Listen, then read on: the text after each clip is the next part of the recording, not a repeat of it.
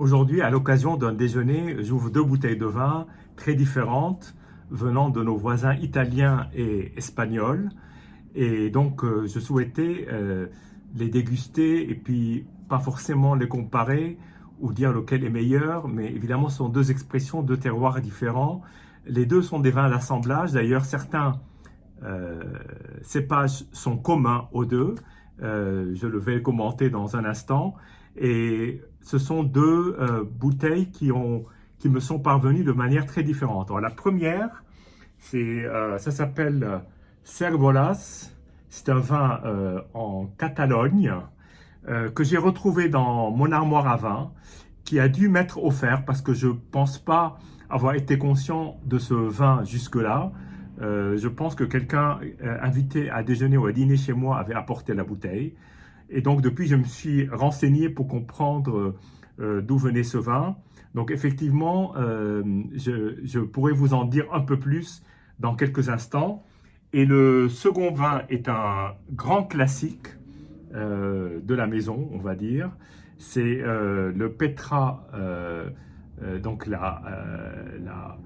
le domaine qui s'appelle Petra et la cuvée qui s'appelle Ebo. Et là aussi, je reviendrai dans un instant de pourquoi ce choix particulier. Voilà. Alors, commençons par le premier. Donc, Cervolas, c'est comme ils disent, viticulture de montagne. En fait, l'appellation de ce vin est Costax del Segre et c'est dans le sud de la Catalogne. C'est une appellation qui est entre deux grandes appellations.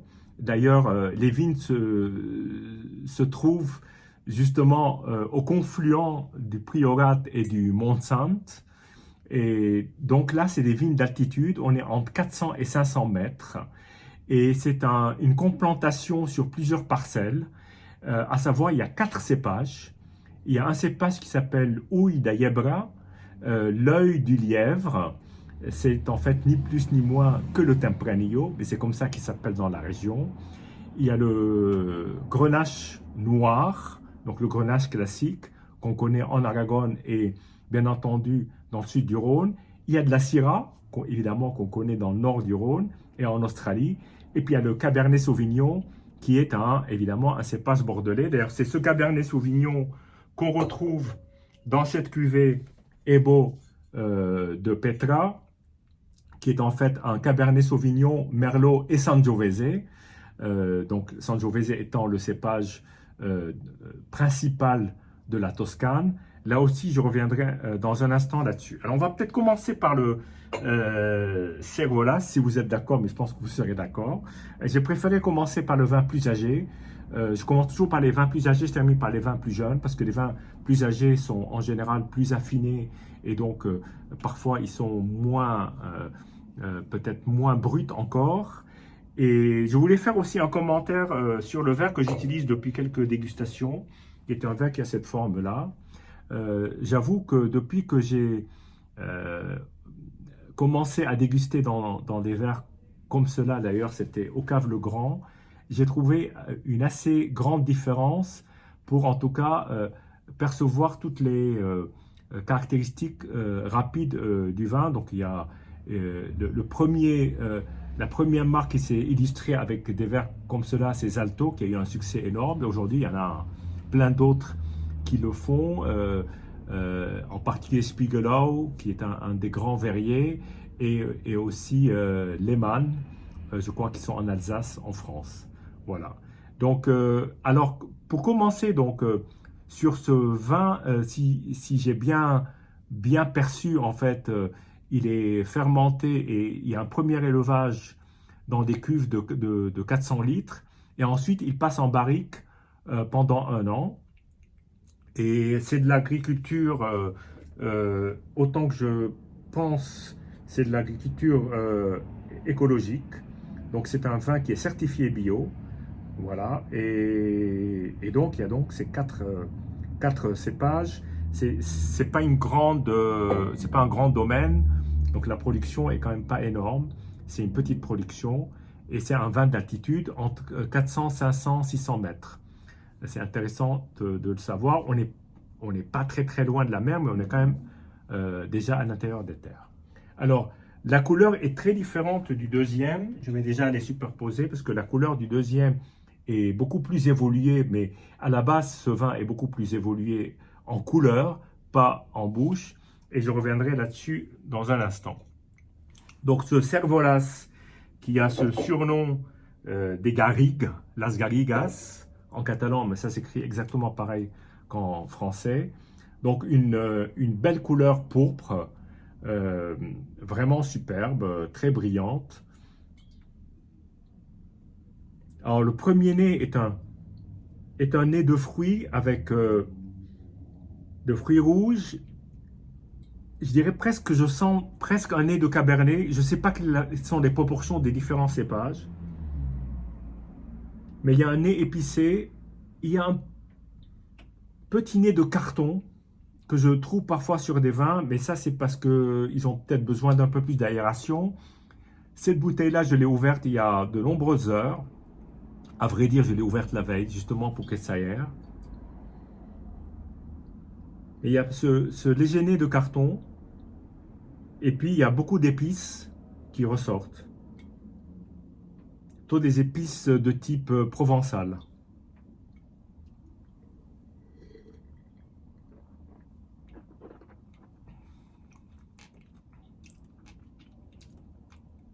Alors, voilà un joli vin, déjà, qui est d'une attaque extrêmement souple, très souple. Le fruit domine. Après, on a tout un tas d'épices, un goût très légèrement vanillé.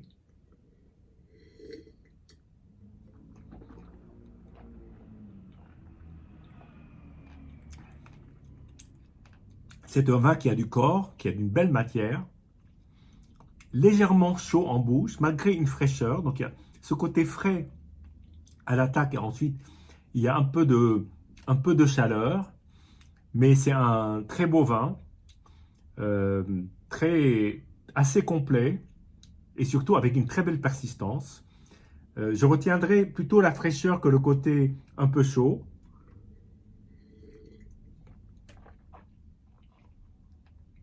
Comme vous pouvez le voir, on voit bien la formation des jambes. C'est un vin qui titre à 14,5, ce qui est tout à fait dans la norme.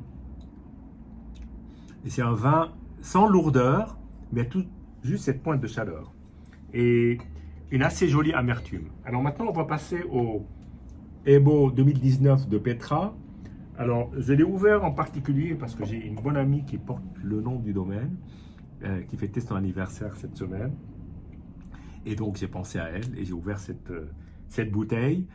Et aussi, pour moi, c'est probablement une des plus belles trouvailles de ces dernières années.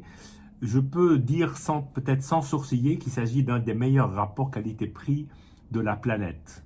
C'est un vin absolument exceptionnel pour cette gamme de prix, très accessible, disons-le.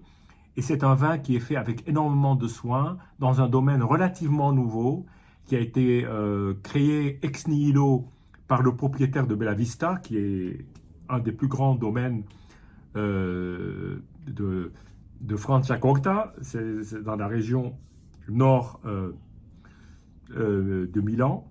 Et donc, c'est quand même une maison qui a énormément de métiers, qui est extrêmement professionnelle et qui a réussi à créer un très très très beau domaine que j'espère visiter un jour. En tout cas, j'aimerais beaucoup le visiter, qui se trouve au sud de la Maremma.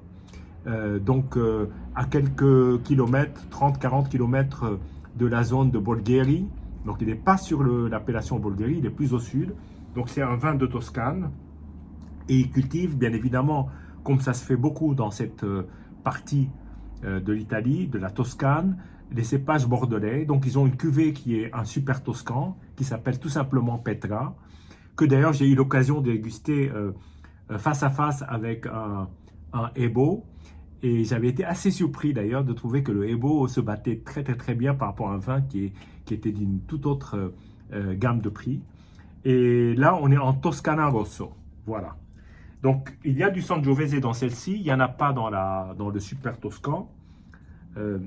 Et là, effectivement, comme je disais, la couleur est bien entendu beaucoup plus évolué, mais ça c'est dû au cépage, c'est-à-dire que c'est des couleurs qui sont moins sur le rouge, plus sur l'ambré, 14 degrés. C'est un vin que j'ai acheté pratiquement à sa sortie il y a 2 ans.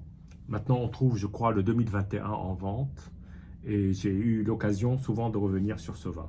Donc, une très très belle couleur, plutôt pourpre, tirant un tout petit peu vers l'orangé, avec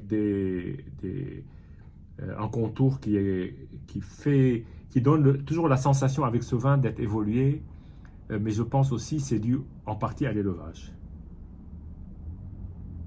Alors, le nez est extrêmement différent du premier, si je les superpose, ça n'a ça n'a strictement rien à voir. Là, là, on est sur des arômes beaucoup plus confiturés d'une certaine façon, moins de fruits frais, plus confiturés et allant presque sur des arômes secondaires. Je sens la châtaigne,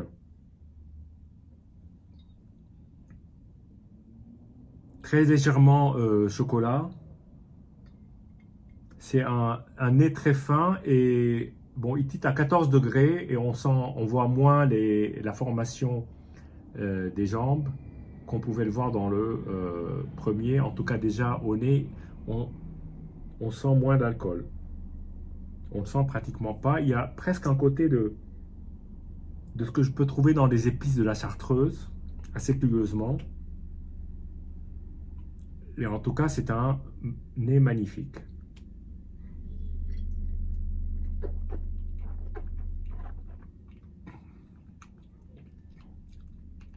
On attaque est entièrement sur la fraîcheur.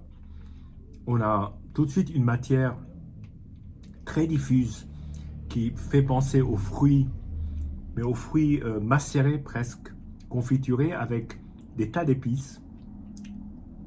Des épices pas forcément de Provence, un peu clou de girofle, très légèrement anisé.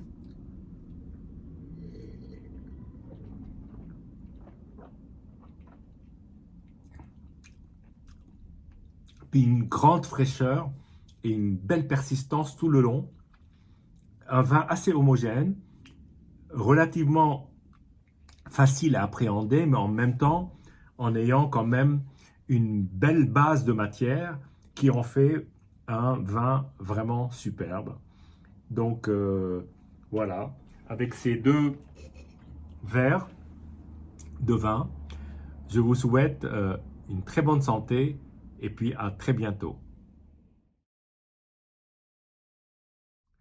Bien, quelques heures après le déjeuner, où nous avons dégusté les 2 vins, donc euh, le vin catalan et le vin toscan, qui ont d'ailleurs tous les deux eu un certain succès, avec un tout petit peu plus pour le vin toscan, comme souvent d'ailleurs, parce que c'est un vin qui apporte énormément de plaisir. Et les déguster pendant le déjeuner était alors, avec un repas qui est peut-être pas celui qu'on attend, c'est-à-dire c'était un repas à base de fruits de mer, donc de fruits de poisson, ça s'appelle la fideuà. Donc c'est un plat à base de petites pâtes courtes et cuisinées exactement comme une paella. Donc on remplace le riz par des pâtes avec des fruits de mer. En l'occurrence, là, il y avait des crevettes, de la sèche, mais aussi du poisson blanc. Et c'était très très bon, y compris face à 3 vins rouges, parce que justement, j'ai eu la surprise au moment de recevoir les invités, quand des invités avaient apporté du vin, pas une bouteille, pas 2 bouteilles, un magnum. Et donc ce magnum, ça s'appelle Monte Abellón. Monte Abellón, c'est un vin que je ne connaissais pas, de l'appellation Ribera del Duero, donc de Castille et Léon, en millésime 2019. Alors les formats Magnum, quand on est une assez grande assemblée, c'est vraiment sympa. Et donc j'ai décidé, comme le vin devait être ouvert et dégusté tout de suite, j'ai décidé de le carafer pour qu'il s'aère le plus vite possible. Donc là, il est en carafe depuis plusieurs heures.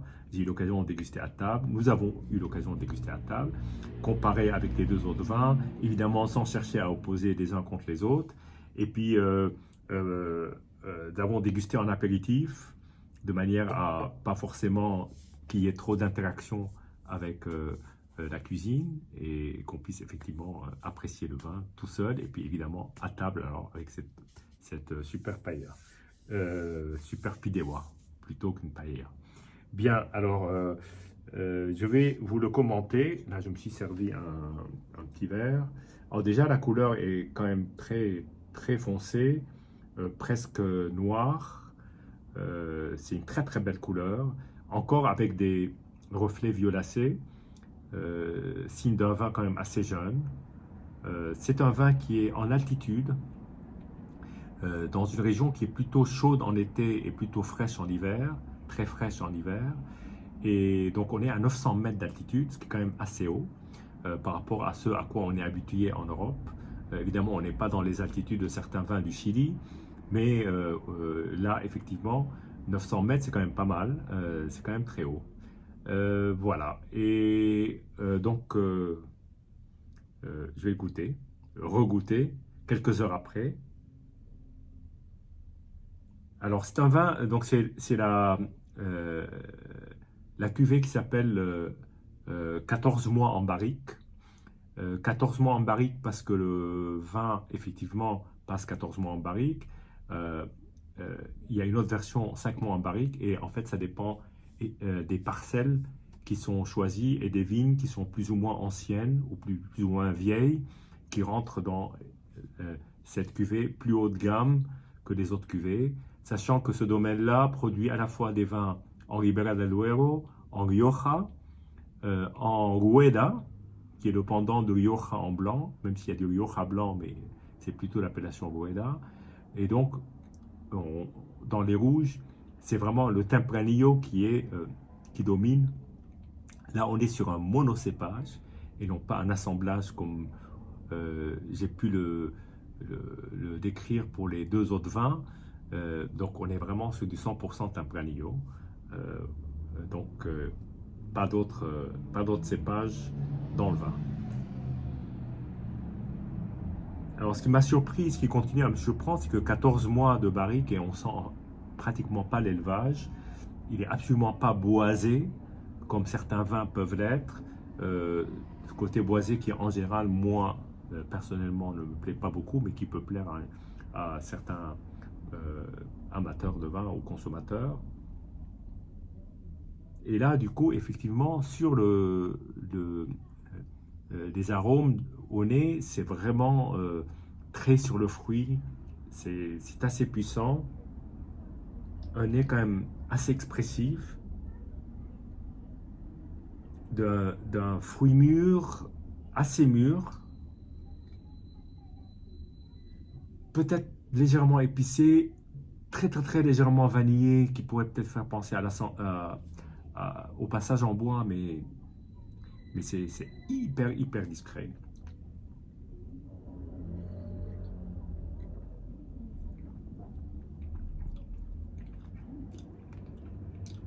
C'est vraiment un très beau vin qui est excessivement bien fait. Alors quand on pense Ribera del Duero, on pense évidemment à Vega Sicilia, qui est probablement le domaine le plus connu dans le monde. Mais là, on est face vraiment à un vin qui est capiteux, qui est riche en bouche, sans forcément présenter de lourdeur. Bien au contraire, moi je trouve qu'il est assez aérien, assez bien envolé, assez bien enveloppé, avec de jolis tanins.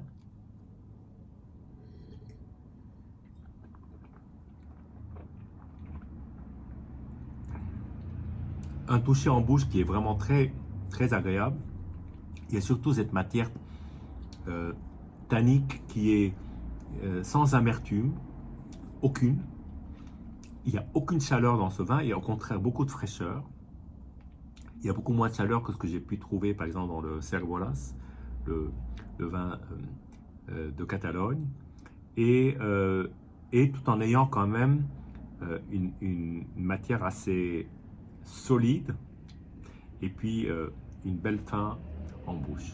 Voilà, donc c'était une très belle journée ponctuée par 3 vins de 3 régions différentes avec des styles, des approches, des manières de faire, mais en tout cas, en commun, le soin apporté à la fois, je pense, aux vignes, mais aussi à la vinification, parce que le résultat est, dans les 3 cas, euh, extrêmement séduisant. Après, chacun y trouvera son compte, mais je pense que ces 3 vins méritent d'être dégustés.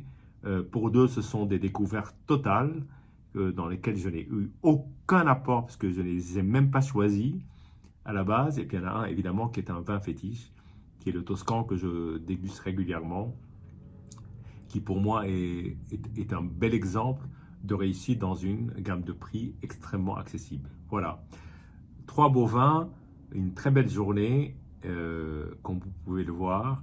Et puis je vous dis à nouveau, santé et à bientôt.